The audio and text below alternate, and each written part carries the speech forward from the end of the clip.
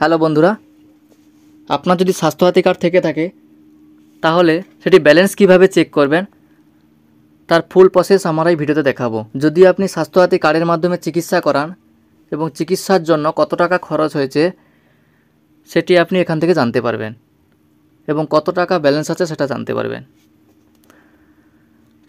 তার জন্য আপনাকে মোবাইলে প্লে স্টোরটি ওপেন করতে হবে। প্লে স্টোরটি ওপেন করার পর সার্চ বক্সে সার্চ করবেন স্বাস্থ্যসাথী লিখে।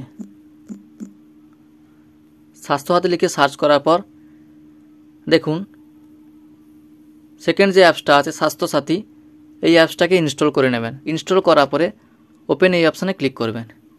এই অপশানে ক্লিক করার পর এই মেসেজগুলো আপনি ওকে করে দেবেন।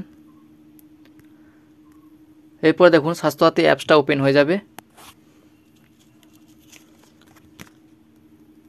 এগুলো আপনি স্কিপ করে দেবেন। করে দেওয়ার পরে দেখুন নিচের দিকে যে অপশানটা আছে ইউআরএন ভেরিফিকেশান, এই ইউআরএন ভেরিফিকেশান এই অপশানে ক্লিক করে দেবেন। এরপরে আপনার ডিস্ট্রিক্টের নামটা দিয়ে দেবেন।